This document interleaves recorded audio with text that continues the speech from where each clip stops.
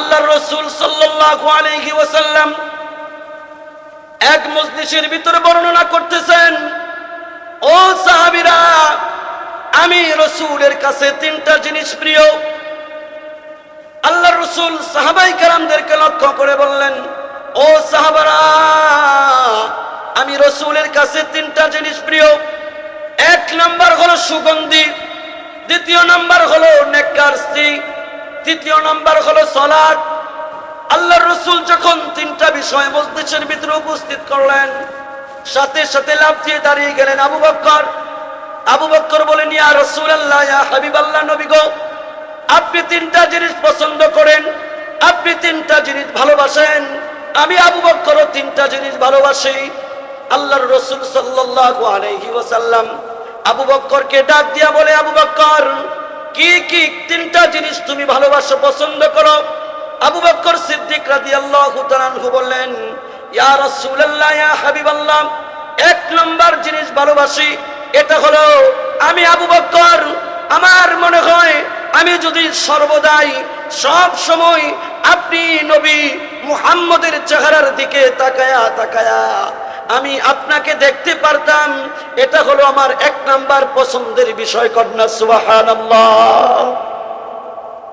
দ্বিতীয় নাম্বার বিষয় হলো, ইয়া রাসূলুল্লাহ, ইয়া হাবিবাল্লাহ, আমার মেয়ে আয়েশা সিদ্দিকা, আপনার সাথে বিবাহ বন্ধনে আবদ্ধ থাকা আমি আবু বকর, এই জিনিসটা আমার কাছে অত্যন্ত প্রিয়। তৃতীয় নাম্বার হলো, ইয়া রাসূলুল্লাহ, ইয়া হাবিবাল্লাহ, নবী গো, তৃতীয় নাম্বার বিষয় পছন্দ করি আপনি, আমি ভালোবাসি, আমি যদি আমার মাল অর্থ ইসলামের জন্য, আপনার হাতে ইসলামের জন্য খরচ করার জন্য আপনার হাতে আমার মাল সম্পদ তুলে দিতে পারি, এই জিনিসটাও আমি আবু বকর অত্যন্ত মহব্বত করি, পছন্দ করি। কন্যা সুবহানাল্লাহ।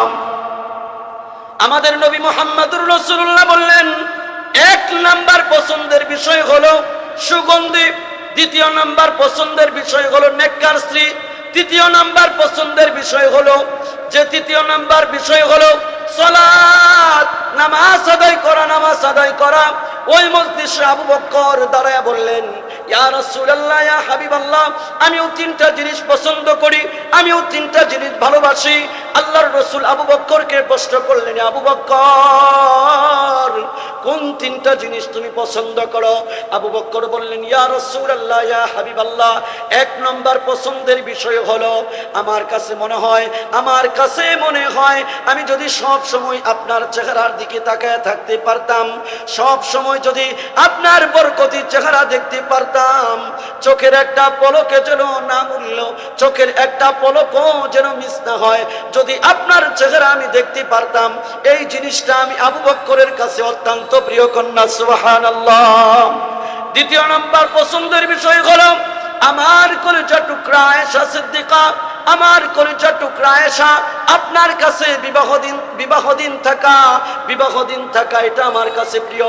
তৃতীয় নাম্বার পছন্দের বিষয় হলো আমার দেয়া আল্লাহর দেয়া মাল, আল্লাহর দেয়া সম্পদ, আমার মনে চায় বেশি বেশি আপনার হাতে ইসলামের জন্য যদি আমি তুলে দিতে পারতাম, আপনি দিন ইসলামের জন্য খরচ করতেন, আপনি ইসলামের জন্য ব্যবহার করতেন, আপনি ইসলামের জন্য খরচ করতেন, এই জিনিসটাও আমি আবু বকরের কাছে অত্যন্ত প্রিয়। কন্যা সুবহানাল্লাহ। শুধু কি তাই রে মুসলমান? না না না, আবু বকর যে আল্লাহর রাসূলের বন্ধু, আবু বকর যে আল্লাহর রাসূলের বন্ধু, এই কথা আল্লাহ তাআলা কুরআনুল কারীমে বলেছেন, ইদহুমা ফিল গার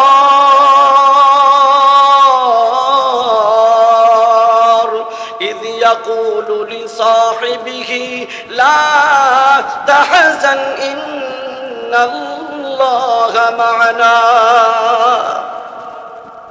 কারণ আল্লাহর রাসূল সাল্লাল্লাহু আলাইহি ওয়াসাল্লাম যখন হিজরত করে মক্কা ছেড়ে মদিনায় চলে যাবেন, ইতিহাসের কিতাবের ভিতরে আসছে সফর সাথী হওয়ার জন্য আল্লাহর রাসূল সাল্লাল্লাহু আলাইহি ওয়াসাল্লাম 6 মাস পূর্বে আবু বকরকে শুধুমাত্র ইঙ্গিত দিয়েছিলেন, আবু বকর, যে কোনো সময় যে কোনো মুহূর্তে মক্কা ছেড়ে মদিনায় আমাদেরকে হিজরত করতে হবে, চলে যেতে হবে। আল্লাহর রাসূল সাল্লাল্লাহু আলাইহি ওয়াসাল্লাম আল্লাহ তাআলার হুকুমে নির্ধারিত সময়ে যখন মক্কা ছেড়ে মদিনায় চলে যাবে সফর সাথী করার জন্য আবু বকরের বাড়িতে গেলেন। গভীর রজনী, গোটা পৃথিবী ঘুমে বেবুর, গোটা পৃথিবী ঘুমে নিস্তব্ধ হয়ে গেছে। এমন পরিবেশে গভীর রজনীতে আল্লাহর রাসূল সাল্লাল্লাহু আলাইহি ওয়াসাল্লাম আবু বকরের বাড়িতে গেলেন। আবু বকর বলিয়া ঘরের দরজায় একটি মাত্র আঘাত করলেন, একটি মাত্র আওয়াজ দিলেন। গোটা পৃথিবী যখন ঘুমে বেবুর, গোটা কুল কায়নাত যখন ঘুমায়, এমন সময় আল্লাহর রাসূল শুধু আবু বকরকে একটা ডাক দিলেন। ডাক দেওয়ার সাথে সাথে আবু বকরের ঘরের দরজা খুলে দিলেন। কন্যা সুবহানাল্লাহ। আল্লাহর রাসূল আশ্চর্য হয়ে প্রশ্ন করলেন, আবু বকর, এই গভীর রজনীতে গোটা কুল কায়নাত ঘুমায়, মানুষ ঘুমায়, পশু পাখি ঘুমায়, বৃক্ষরাজি ঘুমায়, তুমি কি ঘুমাও নাই? আবু বকর উত্তর দেয়, ইয়া রাসূলুল্লাহ, ইয়া হাবিবাল্লাহ, নবী গো, শুধু আজকে রাত্রে নয়, আজ থেকে 6 মাস পূর্বে আপনি আমাকে ইঙ্গিত দিয়েছিলেন, আপনি আমাকে টাচ দিয়েছিলেন, যে কোনো সময় যে কোনো অবস্থায় মক্কা ছেড়ে চলে যেতে হবে, মদিনায় হিজরত করতে হবে। ওই দিনের পর থেকে আজ পর্যন্ত, ফজরের পর, এশারের নামাজের পর থেকে ফজর পর্যন্ত, ইয়া রাসূলুল্লাহ, ইয়া হাবিবাল্লাহ, আমি বিছানার ভিতরে পিঠ লাগাই না। আমার ঘরের দরজাকে আমি বিছানা বানাইলাম, আমার ঘরের দরজার কপাটকে আমি বালিশ বানাইলাম। এইভাবে এসা থেকে ফজর পর্যন্ত দাঁড়ায়া থাকি। কখন জানি আমার কলিজার নবী, কখন জানি আমার মায়ার নবী, কখন জানি আমার রহমতের নবী আমার বাড়ির দরজায় এসে আবু বকর বলে ডাক দেয়। আর আমার কলিজার নবী, আমার জানের নবী, আমার প্রাণের নবী, আমার মায়ার নবী, আমার রহমাতুল লিল আলামিন নবী আবু বকরকে একটা ডাকের জায়গায় 2টা ডাক দিবে, এটা কখনোই হতে পারে না, কখনোই হতে পারে না। এজন্য এশা থেকে ফজর পর্যন্ত আমি আমার বিছানায় পিঠ লাগাই নাই। কন্যা আল্লাহু আকবার, আওয়াজ দিয়ে কন্যা আল্লাহু আকবার। শুধু কি তাই? না না না, হিজরতের উদ্দেশ্যে ঘর থেকে বের হয়ে আবু বকরকে নিয়ে যখন আল্লাহর রাসূল সাল্লাল্লাহু আলাইহি ওয়াসাল্লাম মদিনার উদ্দেশ্যে রওনা করলেন, আল্লাহর রাসূল একটা ঘটনা উপলক্ষ করলেন, একটা ঘটনা বুঝতে পারলেন। আবু বকর আল্লাহর রাসূলের ডানে একবার যায়, বামে একবার যায়, সামনে একবার যায়, পিছনে একবার যায়। আল্লাহর রাসূল এই ঘটনাটা প্রত্যক্ষ করার পর আবু বকরকে লক্ষ্য করে বলে, ইয়া আবু বকর,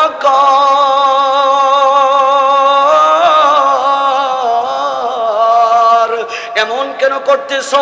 একবার তুমি ডানে যাও, একবার তুমি বামে যাও, একবার তুমি সামনে যাও, একবার তুমি পিছনে যাও, কারণ কি? কারণ কি? আবু বকর বলে, ইয়া রাসূলুল্লাহ, ইয়া হাবিবাল্লাহ, আমি আবু বকরের মনে যখন এই ভয় উদয় হয়, এই সংশয় উদয় হয়, কোন কাফেরের দল, কোন মুশরিকের দল আপনাকে লক্ষ্য করে তীর নিক্ষেপ করবে, তখন আমি ডানে চলে যাই। তখন আমার দিলের ভিতরে এই ভয় উদয় হয়, বাম দিক থেকে মনে হয় কোন কাফেরের দল, বাম দিক থেকে মনে হয় কোন মুশরিকের দল আপনাকে লক্ষ্য করে তীর নিক্ষেপ করবে, তখন আমি বামে চলে যাই। সামনের দিক থেকে যখন আমার এই সংশয় উদয় হয়, তখন আমি সামনে চলে যাই। এইভাবে পিছনের দিক থেকে আমার মনে যখন সংশয় উদয় হয়, কোন কাফেরের দল, কোন মুশরিকের দল আপনাকে আঘাত করার জন্য তীর নিক্ষেপ করবে, তখন আমি এরকম ভাবে পিছনে চলে যাই। আমি আবু বকর জীবন থাকবে, আমি আবু বকর অক্ষত থাকবো, আমি আবু বকরের দেহের ভিতরে প্রাণ থাকবে, আর আপনার শরীরে তীর নিক্ষেপ হবে, এটা আমি আবু বকর কোনোভাবে সমর্থন করতে পারি না। কন্যা আল্লাহু আকবার। শুধু কি তাই? না না না, আবু বকরকে নিয়ে আল্লাহর রাসূল সামনের দিকে চলতেছে, সামনের দিকে চলতেছে। একটা পাহাড়ের কাছে এসে আল্লাহর রাসূল সাল্লাল্লাহু আলাইহি ওয়াসাল্লাম আবু বকরকে লক্ষ্য করে বললেন, এ আবু বকর, বক্কর, এই পাহাড়ের চূড়ায় আমাদেরকে উঠতে হবে। এই পাহাড়ের নাম হলো সাওরে গুহা। এই গুহার ভিতরে আমাদেরকে 3 দিন 3 রাত অবস্থান করতে হবে। আল্লাহর রাসূল সাল্লাল্লাহু আলাইহি ওয়াসাল্লাম কোমল দেহ নিয়া, নরম দেহ নিয়া, কোমল পা নিয়া কিভাবে এই পাহাড়ের চূড়ায় উঠবে, তাই আবু বকর পাহাড়ের নিচে বসে গেলেন। আবু বকরকে লক্ষ্য করে আল্লাহর রাসূল বললেন, এ আবু বকর, তুমি এরকম ভাবে জমিনে বসে গেলা কেন? আবু বকর বলে, ইয়া রাসূলুল্লাহ, ইয়া হাবিবাল্লাহ, আমি জমিনে বসে গেছি এজন্য আপনি আমার কাঁধের আপনি আমার কাঁধের উপর আরোহণ করবেন, আর আমি আপনাকে বহন করে করে এই পাহাড়ের চূড়া বেয়ে বেয়ে পাহাড়ের উপর অবতরণ করব। কন্যা সুবহানাল্লাহ। আল্লাহর রাসূল বললেন, আবু বকর, তুমি কি পারবা এই জীর্ণ শীর্ণ শরীর নিয়া, এই দুর্বল শরীর নিয়া তুমি কি আমাকে বহন করে পাহাড়ের চূড়ায় উঠতে পারবা? আবু বকর বলে, ইয়া রাসূলুল্লাহ, ইয়া হাবিবাল্লাহ, নবী গো, আপনার কোমল পা নিয়া, এই কোমল দেহ নিয়া আপনি এই পাহাড়ের গিরিপথ পাড়ি দিয়ে পাহাড়ের চূড়ায় অবতরণ করতে পারবেন না। আবু বকর জমিনে বসে গেলেন, আর আল্লাহর রাসূল আবু বকরের কাঁধের উপর আরোহণ করলেন। আবু বকর আল্লাহর নবীকে বহন করে কষ্ট করে করে ঈমানি শক্তিতে বলিয়ান হয়ে, রাসূলের প্রেমে বলিয়ান হয়ে, তাকওয়ার প্রেমে বলিয়ান হয়ে আবু বকর আল্লাহর নবীকে বহন করে পাহাড়ের গিরিপথ বেয়ে আল্লাহর রাসূলকে নিয়ে পাহাড়ের চূড়ায় অবতরণ করলেন। কন্যা সুবহানাল্লাহ। আবু বকর সিদ্দিক রাদিয়াল্লাহু তাআলা আনহুকে আল্লাহর নবী বললেন, এ আবু বকর, এই গুহার ভিতরে আমাদেরকে প্রবেশ করতে হবে। আবু বকর বললেন, ইয়া রাসূলুল্লাহ, ইয়া হাবিবাল্লাহ, ইয়া রাসূলুল্লাহ, ইয়া হাবিবাল্লাহ, এই গুহার ভিতরে আপনি আগে প্রবেশ করতে পারবেন না। এটা একটা পরিত্যক্ত গুহা। এই গুহার ভিতরে আমি আগে নামবো, আপনাকে নামার পরিবেশ করব, তারপরে আপনি নামবেন, আপনাকে আমি নামাবো। আবু বকর ওই পরিত্যক্ত গুহার ভিতরে নামলেন। নামার পর আল্লাহর রাসূলকে গুহার ভিতরে নামালেন। আল্লাহর রাসূলের ক্লান্ত শরীর, আল্লাহর রাসূলের দুর্বল শরীর নিয়া আল্লাহর রাসূল সাল্লাল্লাহু আলাইহি ওয়াসাল্লাম ওই গুহার ভিতরে আবু বকরের উরুটাকে বালিশ বানায়া, আল্লাহর নবী ক্লান্ত শরীর নিয়া, দুর্বল শরীর নিয়া ওই গুহার ভিতরে আল্লাহর রাসূল ঘুমায়া গেলেন। কন্যা সুবহানাল্লাহ। ইতিহাসের কিতাবের ভিতরে আসছে, আল্লাহর নবী সাল্লাল্লাহু আলাইহি ওয়াসাল্লাম যখন আবু বকরের উরুটাকে বালিশ বানায়া যখন ঘুমায়া গেলেন, আবু বকর ওই গুহার চতুর্পাশে তাকায় দেখে ছোট ছোট গর্ত। ইতিহাসের কিতাবের ভিতরে আসছে, আবু বকর তার পাগড়িটা খুলে, না হয় তার জামাটা খুলে টুকরা টুকরা করলেন, চতুর্পাশের গর্তগুলো ভরাট করলেন, কিন্তু একটা গর্ত ভরাট করার মতো অবশিষ্ট কাপড় আবু বকরের কাছে ছিল না। তাই আবু বকরের মনে এই ভয় ছিল, এই গুহা থেকে যদি সাপ, বিচ্ছু, বিভিন্ন ধরনের কীট পতঙ্গ, বিষধর বের হয়, আমাদেরকে ধ্বংসন করতে পারে। তাই আবু বকর গায়ের জামা ছিঁড়ে টুকরো টুকরো করে ওই গুহার ভিতরের ছোট ছোট গর্তগুলো ভরাট করলেন। একটা গর্ত ভরাট করার মতো অবশিষ্ট কাপড় আবু বকরের কাছে ছিল না। তাই পায়ের গোড়ালি দ্বারা ওই গুহার মুখটা চেপটে ধরে আবু বকর বসে থাকলেন। আর আল্লাহর নবী আবু বকরের উরুর ভিতরে মাথা দিয়া দুর্বল শরীর নিয়ে ঘুমায়া গেলেন। আল্লাহর নবী যখন ঘুমায়া গেল, আবু বকর সিদ্দিক রাদিয়াল্লাহু তাআলা আনহুর চোখ দ্বারা গাল বেয়ে বেয়ে এক ফোঁটা পানি যখন আল্লাহর নবীর দেহ মুবারকের উপর পড়ে গেলেন, আল্লাহর নবীর ঘুম ভেঙে গেল। ঘুম ভেঙে যাওয়ার পর আল্লাহর নবী লক্ষ্য করলেন আবু বকরের চেহারাটা লাল বর্ণ হয়ে গেছে, আবু বকরের চেহারাটা কেমন জানি বিষণ্ণতা হয়ে গেছে। আল্লাহর নবী প্রশ্ন করলেন, এ আবু বকর,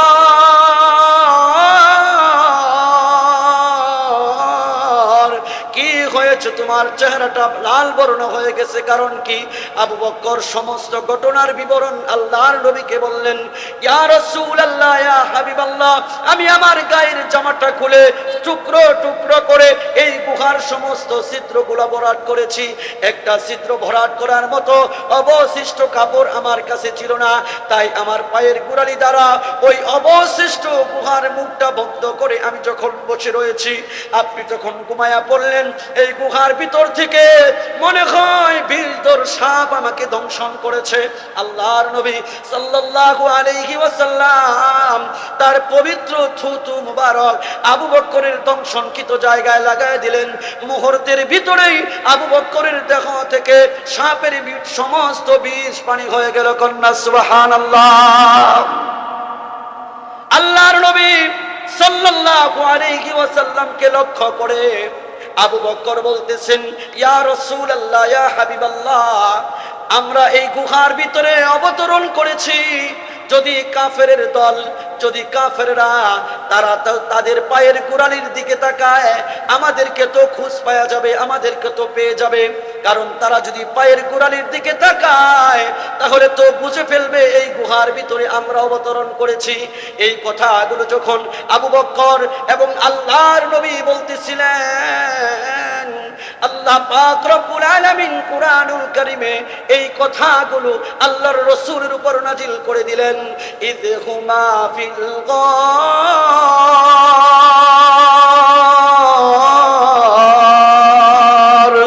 ইয ইয়াকুলু লিসাহিবিহি লা তাহজান ইন্নাল্লাহা মা'ানা।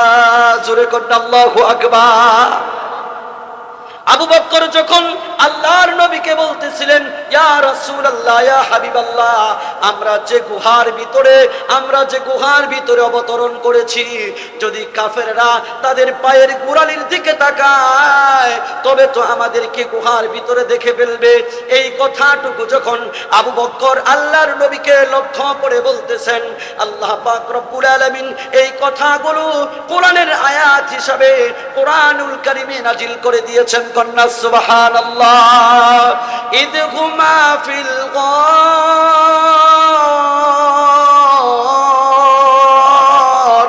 ইয ইয়াকুলু লিসাহিবিহি লা তাহজান ইন্নাল্লাহা মা'ানা।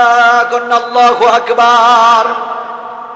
আল্লাহ তাআলা আল্লাহর নবীকে ডাক দিয়া বলে, ওগো আমার প্যারা বন্ধু, ওগো আমার হাবিব, এই গুহার ভিতরে আপনি এবং আপনার বন্ধু একা নয়, আপনারা ভয় করিয়েন না, আপনারা চিন্তিত হয়েন না।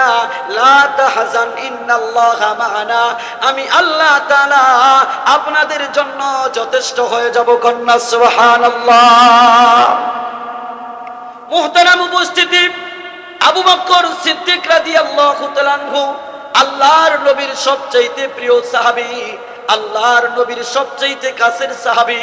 আল্লাহর পয়গম্বর বলেন, আমি কালিমার দাওয়াত যাদের কাছে দিয়েছি, আমি নবুয়ত প্রাপ্ত হওয়ার পর যাদের কাছে আমি কালিমার দাওয়াত দিয়েছি, যাদের কাছে আমি ইসলামের দাওয়াত দিয়েছি, তারা আমার কাছে প্রশ্ন করেছে, আমরা যদি বাপদাদার ধর্ম ছেড়ে দেই, আমরা যদি লাত মানাত উজ্জাদের পূজা বন্ধ করে দেই, আমরা যদি তোমার কালিমা গ্রহণ করি, আমরা যদি কোরআনকে গ্রহণ করি, আমাদের কি লাভ হবে, কি ক্ষতি হবে? এই প্রশ্নগুলো আমি মুহাম্মদের কাছে সবাই করেছে, কিন্তু পৃথিবীতে একজন মাত্র মানুষ কোনো প্রশ্ন করে নাই। এই মানুষটা হলেন যার কথা আল্লাহ তাআলা কোরআনুল কারীমে ইয়াকুলু লিসাহিব বলেছেন, ইয়াকুলু লিসাহিব বলেছেন, অর্থাৎ কোরআনুল কারীমে আল্লাহ পাক রব্বুল আলামিন আবু বকরকে আমাদের নবীর বন্ধু বলেছেন। কন্যা সুবহানাল্লাহ। আবু বকর কোনো প্রশ্ন করে নাই, আবু বকর কোনো প্রশ্ন করে নাই, এবং কি আল্লাহর নবী বলেন গোটা কুল কায়নাতের সমস্ত উম্মতে মুহাম্মদীর আমল যদি এক পাল্লা রাখা হয়, সমস্ত সাহাবাই কেরামের আমল যদি এক পাল্লা রাখা হয়, আর সিদ্দিকে আকবর রাদিয়াল্লাহু তাআলা আনহুর একা আমল যদি এক পাল্লা রাখা হয়, সমস্ত আমলের পাল্লা হালকা হয়ে যাবে, শুধু একা আবু বকরের আমলের পাল্লা ভারী হয়ে যাবে। কন্যা সুবহানাল্লাহ। আল্লাহর নবী সাল্লাল্লাহু আলাইহি ওয়াসাল্লামের সাহাবী আবু বকর সিদ্দিক রাদিয়াল্লাহু তাআলা আনহু ইসলামের জন্য নিবেদিত প্রাণ ছিলেন। ইসলামের জন্য দুইটা জিনিস দিতে কোনোদিন কার্পণ্য করে নাই। যেই দুইটা জিনিসের কথা আল্লাহ তাআলা কোরআনুল কারীমে বলেছেন, ও ঈমানদারেরা, ও মুসলমানেরা,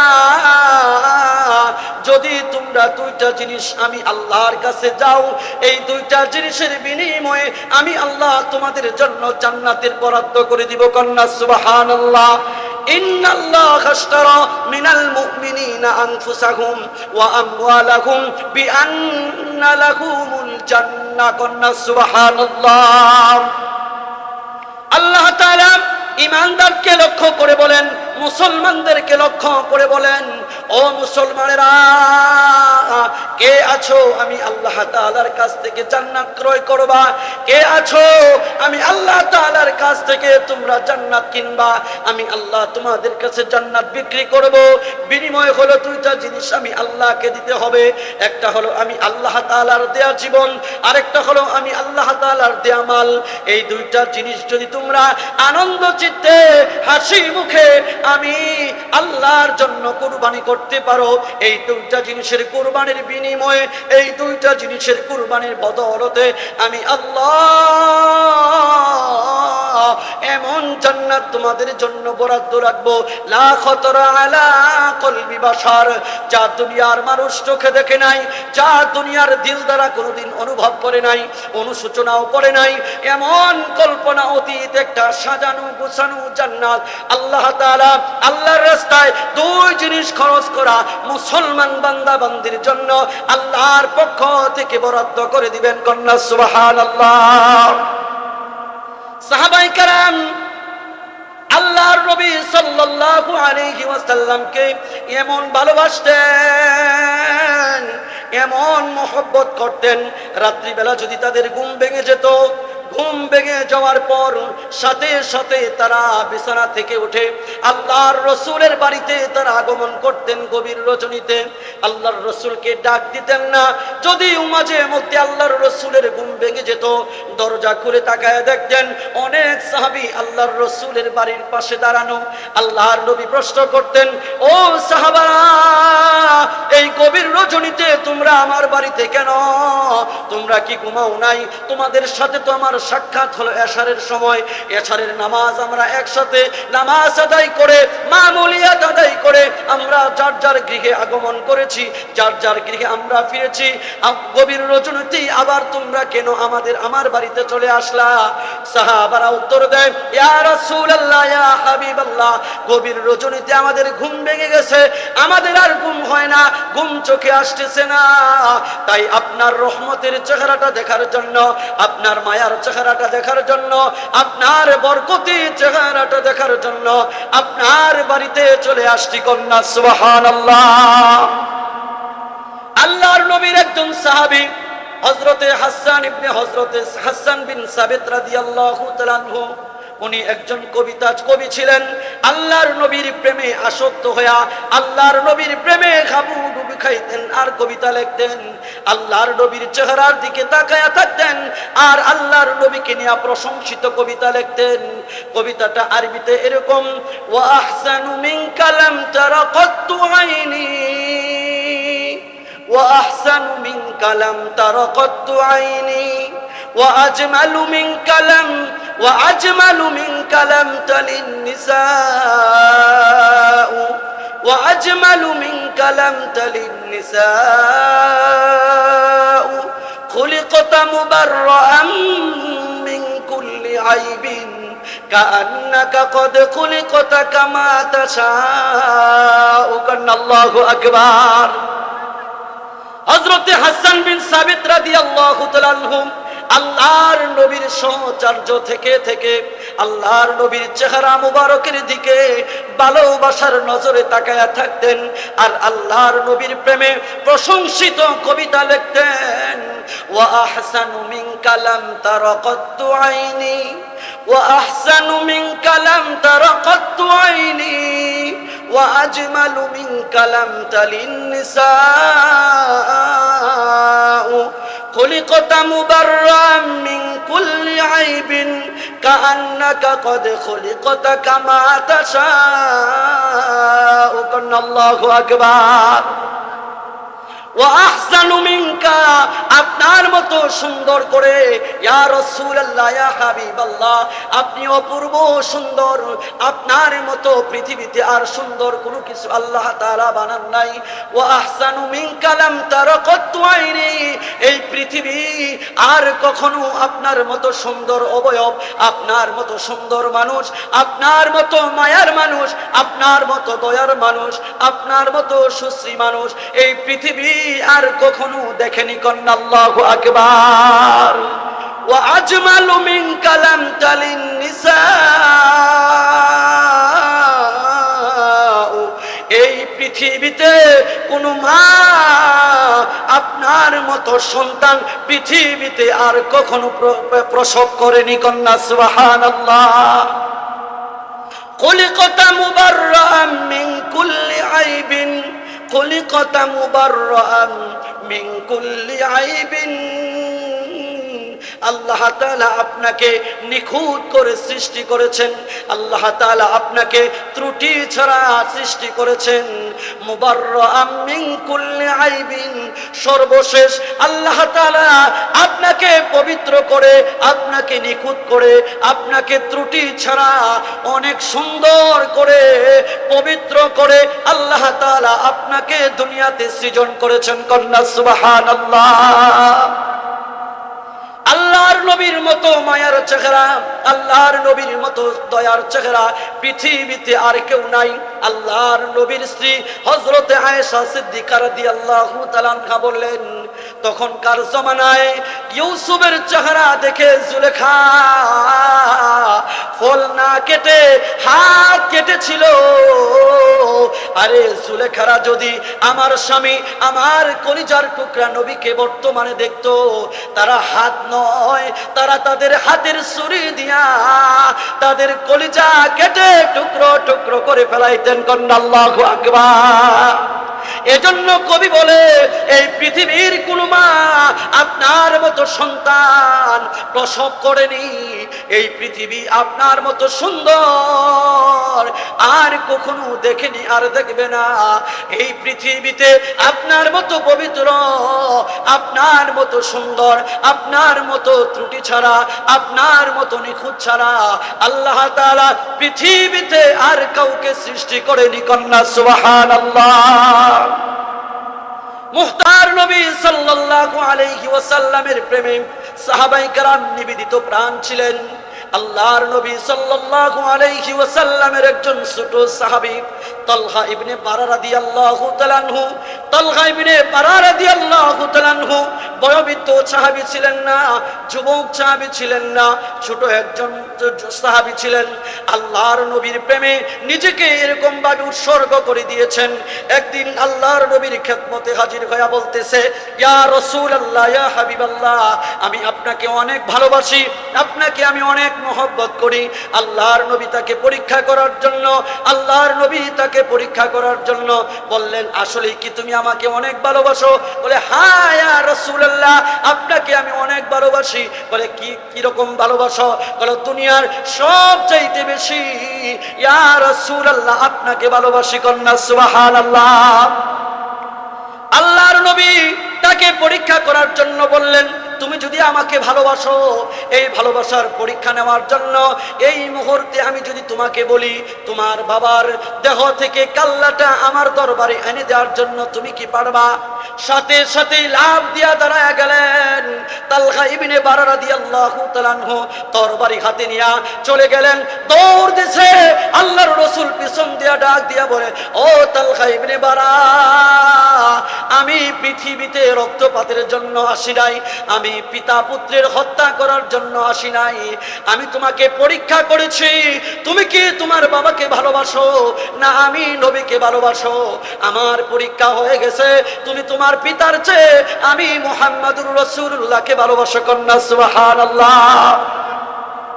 এর কিছুদিন পরেই তালহা ইবনে বারা রাদিয়াল্লাহু তাআলা আনহু অসুস্থ হয়ে গেলেন, মৃত্যু শয্যায় অবস্থায় বিছানায় শায়িত। আল্লাহর রাসূল যখন জানতে পারলেন আমার ছোট্ট শিশু, আমার ছোট্ট সাহাবী তালহা ইবনে বারা অসুস্থ হয়ে গেছে, আল্লাহর নবী তালহা ইবনে বারাকে দেখার জন্য তার বাড়িতে চলে গেলেন। তালহা ইবনে বারা মুমূর্ষু অবস্থায়, অজ্ঞান অবস্থায় তার বিছানায় শায়িত। আল্লাহর রাসূল তালহা ইবনে বারাকে দেখলেন, তার বাবা আমার সাথে কথা বললেন যে তালহা ইবনে বারার পরিবেশ ভালো না, পরিস্থিতি ভালো না, যে কোনো সময় মারা যেতে পারে। যদি রাত্রি বেলা মারা যায় আমি রাসূলকে আপনারা খবর দিবেন, রাত্রি বেলা এসে আমি তালহা ইবনে বারার লাশটা নিজে হাতে গোসল করাবো, নিজে হাতে কাফন করাবো, নিজে হাতে নিজে জানাজার ইমামতি করে আমার কলিজার টুকরা সাহাবী তালহা ইবনে বারার লাশটা আমি বিশ্বনবী নিজে হাতে কবরের ভিতরে রাখবো। কন্যা সুবহানাল্লাহ। রাত্রি বেলা আল্লাহর নবী সাল্লাল্লাহু আলাইহি ওয়াসাল্লাম যখন তালহা ইবনে বারার বাড়ি থেকে বের হয়ে গেলেন, তালহা ইবনে বারার হুঁশ ফিরলেন। আল্লাহর নবীর সাহাবী তালহা ইবনে বারা রাদিয়াল্লাহু তাআলা আনহু তার মা বাবাকে ডাক দিয়ে বললেন, ও আমার মা বাবা, কে যেন আমার বাড়িতে আসছিল, কথা বলতেছিল।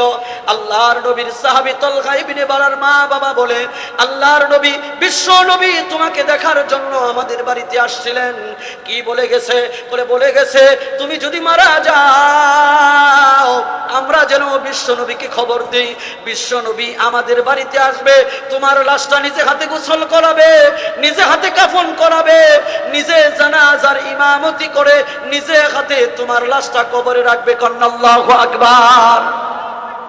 তালহা ইবনে বারা বলে, না না, রাত্রিবেলা যদি আমি মারা যাই তোমরাই আমাকে ধৌত করে কাফন করিয়ে তোমরাই আমাকে কবরস্থ করবা, আমার নবীকে খবর দিবা না। আশ্চর্য হয়ে গেলেন। তার মা বাবা প্রশ্ন করলেন, কার এত বড় সৌভাগ্য আছে বিশ্ব নবী জানাজার ইমামতি করবে, বিশ্ব নবী নিজে হাতে লাশটা ধৌত করবে, বিশ্ব নবী নিজে হাতে কাফন পরাবে, কার এমন সৌভাগ্য আছে? তোমার জন্য আল্লাহর রাসূল এই কথা বলে গেছে। বলে, না না না, এই গভীর রজনীতে যদি আমার প্যারা নবী, আমার কলিজার টুকরা নবী, আমার জানের নবী, আমার মায়ার নবী বাড়ি থেকে আমার বাড়ি পর্যন্ত আসবে, কয়েকটা কাফেরের গোত্র পড়বে, কয়েকটা মুশরিকের গোত্র পড়বে, আল্লাহর নবী রাত্রে আধারে আমার বাড়িতে আসবে, আর